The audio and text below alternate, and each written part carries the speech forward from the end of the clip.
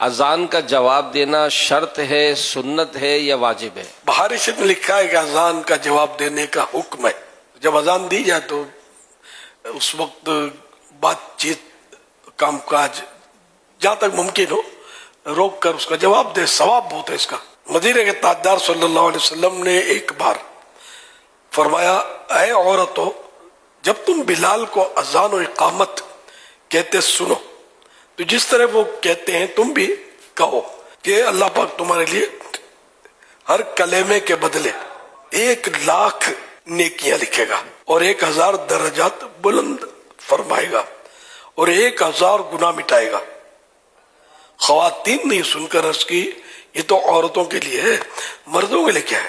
فرمایا مردوں کے لیے دگنا یعنی ڈبل. ابھی جو حدیث ہم نے سنی اس کی تفصیل سن لیجیے. اللہ اکبر اللہ اکبر یہ 2 کلمات ہیں. اس طرح پوری اذان میں کل 15 کلمات ہیں، 15 الفاظ ہیں.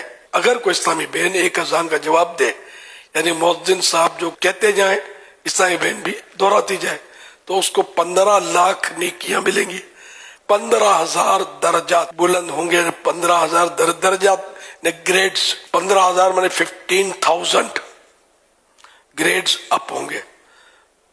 تو 15,00,000 میں 15 لاکھ نیکیاں ملیں گی اور 15,000 15,000 گناہ معاف ہوں گے. اور اس طرح بھائیوں کے لیے یہ سب دگنا ہے، ڈبل ہے. فجر کی اذان میں 2 مرتبہ الصلاۃ خیر من النوم بھی ہے. تو یوں فجر کی اذان میں 17 کلمات ہو گئے، 17 ورڈز ہو گئے.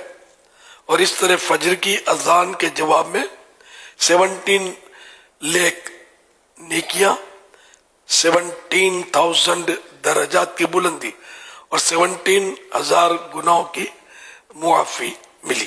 اور عیسائی بھائیوں کے لیے دگنا. اقامت میں 2 مرتبہ قد قامت الصلاۃ بھی ہے. یوں اقامت میں بھی 17 کلمات ہوئے، یعنی 17 ورڈز ہوئے. تو اقامت کے جواب کا ثواب بھی فجر کی اذان کے جواب جتنا ہوا. الحاصل اگر کوئی اسلامی بہن اہتمام کے ساتھ روزانہ 5 نمازوں کی اذانوں اور 5 اقامتوں کا جواب دینے میں کامیاب ہو جائے تو اسے روزانہ 1,62,00,000 نیکیاں ملیں گی، 1,62,000 درجات بلند ہوں گے اور 1,62,000 گناہ معاف ہوں گے. اور اسلامی بھائی کو دگنا یعنی 3,24,00,000 نیکیاں ملیں گی، 3,24,000 درجات بلند ہوں گے اور 3,24,000 گناہ معاف ہوں گے. تو یوں بہت ساری نیکیاں اذان میں لوگ مصروف ہوتے ہیں، بات چیت کر رہے ہوتے ہیں، جو کر رہا ہے وہ کر رہے ہوتے ہیں، جاری ہوتا ہے.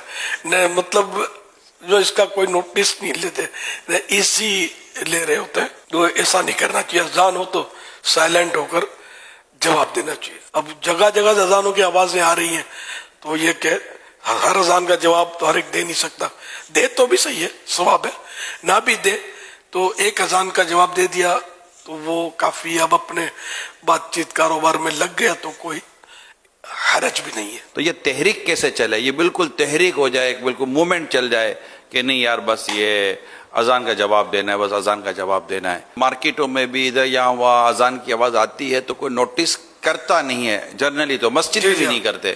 گھر میں اسلامی بہنیں کچن میں ہیں، کام کر رہی ہیں، پکا رہی ہیں، موبائل پہ باتیں کر رہی ہیں، اذان کی آواز آ بھی رہی ہوتی ہے، نہ ان کا پکانا بند ہوتا ہے. میں نہیں کہتا بھائی مطلب کہ سالن جلنے دے یا دودھ ابلنے دے، بھلے باہر نکل آئے. لیکن اگر ان کا مائنڈ بنا ہوا ہوگا کہ یار ہمیں اذان کا جواب دینا ہے اور یہ اتنی کروڑ نیکیاں، یہ لاکھوں درجات کی بلندی اور گناہوں کی مغفرت اور یہ بخشش کی جو باتیں ہو رہی ہیں، تو یہ تو روزانہ کی بنیاد پر. تو یہ پوری میں خود یہ بھی جیسے آج کوئی ایسی تحریک چلے، ہماری اسلامی بہنیں تحریک چلائیں، ہمارے اسلامی بھائی تحریک چلائیں کہ اذان کا جواب دو، اذان کا جواب دو. تو اگر یہ ہم خاموش ہو جائیں گے اور ایک بھی میں نے دیکھا ہے کہ اذان کا جواب دینا شروع کر دیتا ہے، وہ ہو تھوڑا مین، بعض اوقات جو صدر مجلس ہوتے ہیں نا، جو مین اسلامی بھائی ہوتے ہیں یا کوئی مین فرد ہوتے ہیں، اگر وہ خاموش ہو جاتے ہیں نا تو میں نے دیکھا ہے کہ عام ساتھ بیٹھے ہوئے بھی خاموش ہو جاتے ہیں. وہ تھوڑا سا اشارہ کرتے ہیں، اذان کا جواب دے دیتے ہیں. تو یہ ماشاءاللہ دیتے ہیں اسلام اگر مل جل کے کریں تو. جیسے ہمارے حلقہ نگران بنے ہوئے، اب ماشاءاللہ یہ پتہ نہیں کتنے 100 یا سینکڑوں ان کے ماتحت ہوں گے. اب اگر یہی بات چیت کرتے رہیں گے مثال کے طور پہ تو ماتحت ہوگا نا، ترکیب میں آئے گا نہیں. اور یہ سارے سائلنٹ زون میں چلے جائیں گے، یار اذان جواب دینا ہے اپنے کو. تو اب اذان کا جواب جو ہے بھائی اس کی آپ نے مہم چلانی ہے انشاءاللہ. جواب اذان کی تحریک جاری رہے گی انشاءاللہ.